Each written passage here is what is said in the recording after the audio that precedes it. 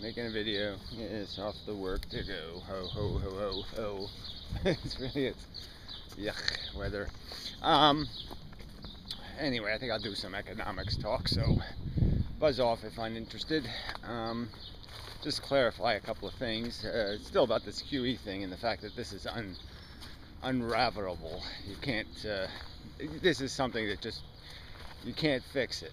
So they use this fix to get out of the 2008 crisis, as they call it, and there's no fixing it now. Now it's really broken. So it was broken before. I mean, the debt has always been a problem that no one's ever said, well, how do we fix the debt in the end? In the end, you have to create inflation to destroy the value of the money to unravel all the debt. And they've never accepted that premise that federal debt, personal debt that can't be paid is a problem. You know, that it actually has to be destroyed in some way. It has to go away. And they never come up with a mechanism to make it go away. They just keep playing it.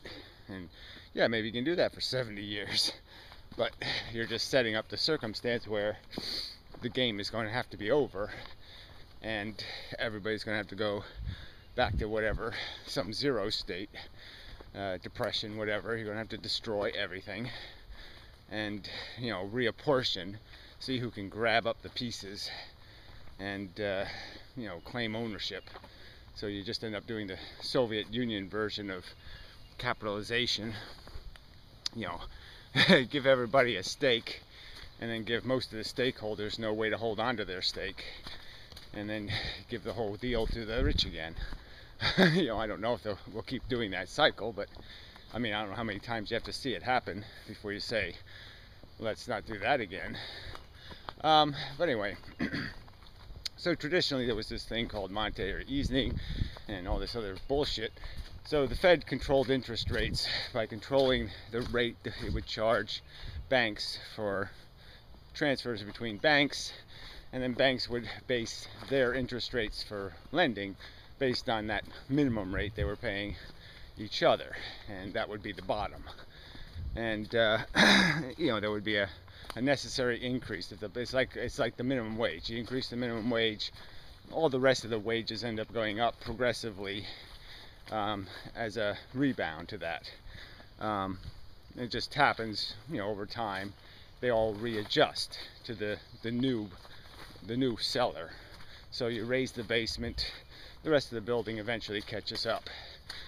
And so that's all the Fed did, blah blah blah, for years. And then they started doing this thing where they had this control over the currency, and so they also had another tool where every now and then they could, you know, put money in the reserve accounts, purchase stuff off the market, and if they never sold the stuff they purchased, it would be essentially currency thrown into the market. So the Fed would buy bonds, its own bonds, and basically burn them and just say, we're done with this bond. We're not going to have to play with it anymore. It's unissued debt, and instead of debt, we've converted the borrowed money into essentially printed money because they could afford to. The economy was hot enough that they could afford to print some money and spend it without having any threat of inflation, because the economy was in a condition that would allow for an expansion of the money supply. And so over the years, they've done that to some 500% increase in the currency. So, you know, multiplying by 5 of the amount of currency in circulation. And in the same period of time, from like 1980 to now, there's been about a 500% inflation. Most prices are 4 or 5 times more. Things are more expensive than they were in 1980. So you can see there's a solid relationship between that currency number, how much currency is in circulation, and real inflation over time. So all these dodges that inflation is caused by this or caused by that, I think are just that. They're dodges. The real cause of inflation was printing cash. And if we had $300 billion instead of $1.2 trillion in circulation now, I would argue that we'd be paying 1980 prices for things, because everything was always going to adjust to that currency number. So it was always sort of a lie that there was any other game in town. That it's the actual printed cash, not the reserve accounts, not this, not that, not any fake, even borrowed money, the bonds. Those things don't cause inflation. What causes inflation is the actual printing of cash and spending it. So when the government does that, when they put more dollar bills in circulation, your dollar bills get less valuable. It's just logical. So anyway, in the crisis of 2008, they came up with all this jive to stimulate, to make people think they're rich again. And so to make them think they're rich, they made them rich, pretty much. And the idea was, you just buy a bunch of stuff off the market, and off the stock market, essentially, off the rich man to buy list, and then all the paintings available, all the stuff for rich people to buy, would go up in price. And that's how you get rid of this huge financial shock, is by reevaluating all this stuff that went down in value, like the real estate. So all that stuff goes back up in value when you buy a bunch of it off the market. So if you buy the bad debt of the consumers, Fannie Mae, Freddie Mac, and resell that as a guaranteed piece of junk, you can give people back the illusion that they have money to lend. And you give people back the illusion that it's worth purchasing because there's buying power out there to keep prices high. So people will pay a higher price for things because they think there's pressure driving the prices up. And it's all fake pressure, though, because it's not real pressure buying. It's debt buying, completely debt buying. So it's not any real energy. It's just energy made out of signed pieces of note paper saying somewhere, somehow, the future will produce $5 trillion to give you back this money. And it won't. So that's the catch with the QE they have now. So they have bought, and in the past they would buy stuff and keep it, and just destroy it, and put cash into circulation. This time they didn't actually put the cash into circulation. They just told the banks to buy the stuff with bank digits, to write a check, to have the banks write the check, and we'll guarantee the check. But that's it. It's not no real money gets circulated. No real money gets respent by the bank. The bank can't resell the assets, so to speak, and respend the money. So there's no percolating of the cash through the economy. It just goes into one instrument, buys it off the market to create the illusion of scarcity, and that's it. So now we've bought through the banks assets that still have value, but not much. But they do have value. They are bonds. You can't resell them, but you can't sell them for anything but a loss. So if we resold that $5 trillion worth, we might only get $4 trillion back, and we have lost $1 trillion on the deal. And as time passes, that deal will get worse and worse. But the real point is that it's created a bubble in the stock market. So the point would be, is not so much that we could sell it, because the only way you can sell it, put this extra stuff on the market, is in some time when the market is flush, when it's up. And that's the irony. The time to sell it was when you were buying it. The market has gone up huge, and while it was going up, they kept buying. And they should have just stopped as soon as the market went up. But they just kept buying and kept buying. And it was the very market that needed some cold water dumped on it. So it was the very market they should have been selling into. And So now they're stuck with these $5 trillion and a market that has to be stagnant. Now, because there's no, all the fake money is stopping, all this fake spending, and so you're stuck with a market that has nowhere to go. So now you really can't sell the stuff, because now, as soon as you start selling, putting more stuff on the market will go down. So in a way, you can just look at this as two currencies. There's the debt currency that is represented by the stock market, and then there's the money currency, the dollar currency that we all use.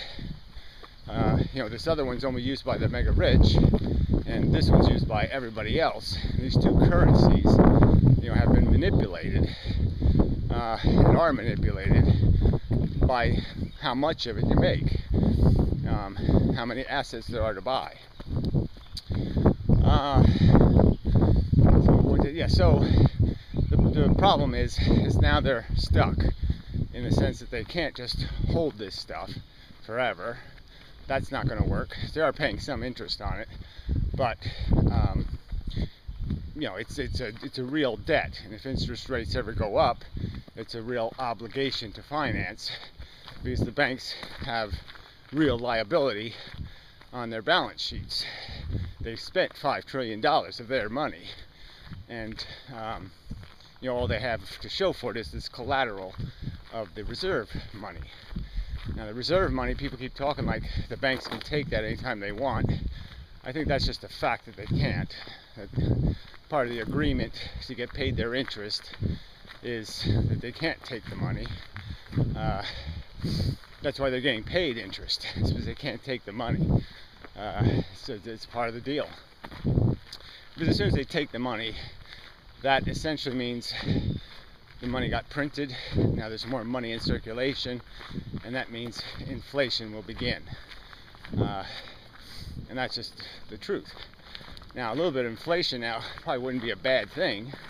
So, it might be worth doing if, there was some way you could control that's effect on the markets, which you can't. So again, they're still stuck with the idea that the market, the stock market, is the only thing creating this illusion of anything called wealth. There's just desperate poverty. There isn't any real wealth. There's all these debt notes are unpayable. The federal debt is unpayable. People would have to work for 20 years for free to pay their portion of the national debt, the average worker. It's just an unsustainable, unfixable, unresolvable debt. And much of personal debt is likewise null and void, or whatever you want to call it. Student loans, all that stuff, it can't be paid back realistically, won't be paid back realistically. And then you have the piles and piles of junk that the federal government has FDIC insured, which is absolute junk. So they're, market stocks and bonds that have no real value, no hope of the country paying it back, or the mortgage security ever returning any value. And the government's FDIC insured it. So when it finally is acknowledged that the piece of paper is worthless, it's insured a piece of worthless paper. It's going to have to keep buying it from people as if it's real value. And so it's just really a debt note that we're paying interest on in the end. It's just another piece of borrowed money that has nothing, no real collateral. So it's effectively the same thing.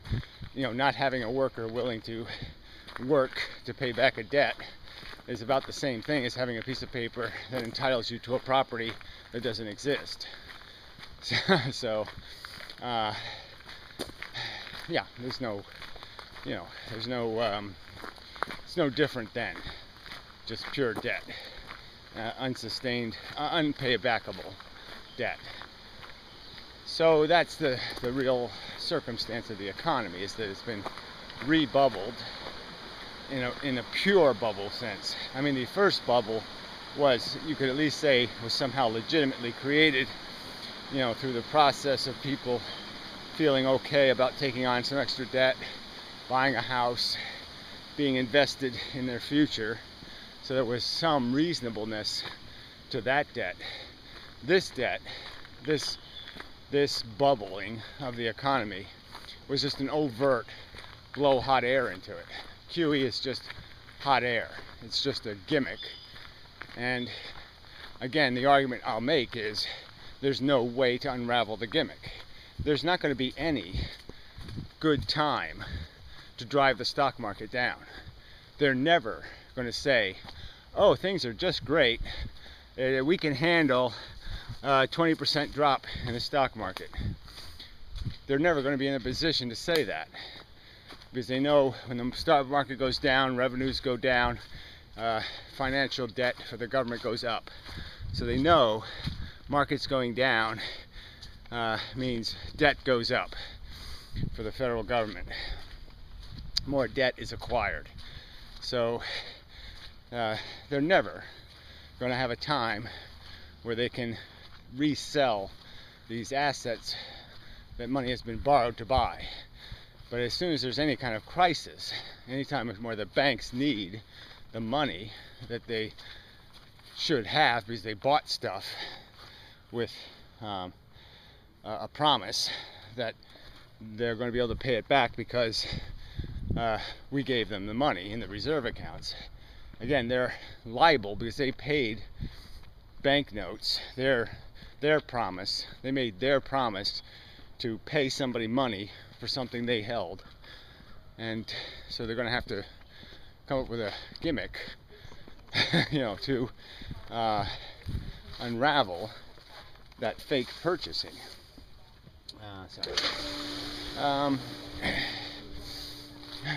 Cool, lovely.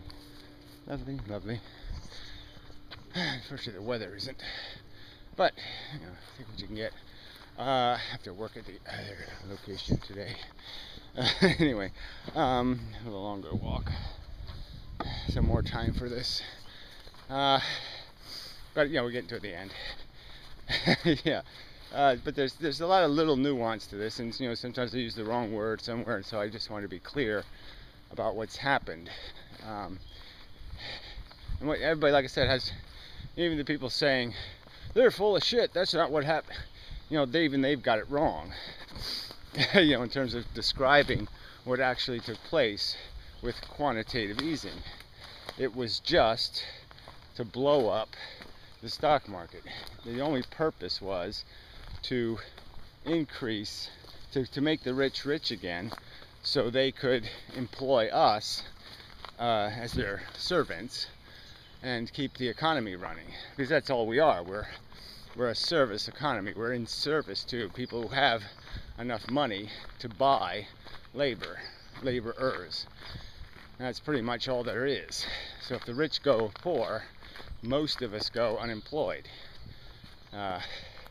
Because we don't do real work, creating anything real. We just polish the toenails of the rich, essentially. Most of us. So we don't have a job without trickle down, because we're so dependent on trickle down now, because we don't have any real economy where we make things for each other, where we do anything for the common man. We just do things for the uncommon asset owners. But the assets, again, that's the joke of it. Their money is all debt. Their money is all IOUs that can't be paid back. So they're claiming they're very rich because they have claims on our cash, right? They have a ton of claims, trillions and trillions of dollars of claims on our cash. So they claim themselves to be rich. But all those claims are written, are based on contracts that are unfulfillable, that can't be fulfilled. There's nobody to pay the federal debt. So it's not going to get paid. There's nobody, like I said, most of the private debt is dead. It's mortgages people can never pay off. It's dead money.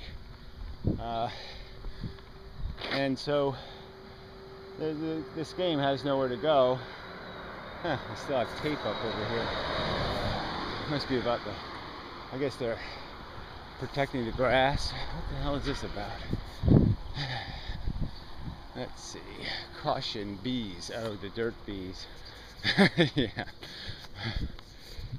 Dirt hornets now.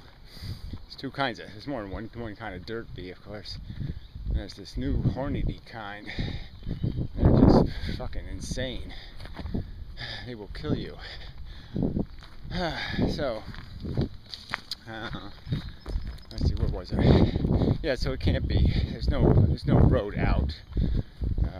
They've, just load the boat with gold, and it's going to sink the boat. So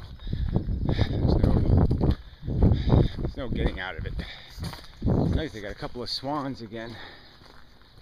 They were here last time I was here, so I was thinking that maybe they still hadn't clipped their wings or something, or maybe they won't stay, but I'm not sure. Guess I'll have to find out from the town whether these are forever swans or just for the weekend swans.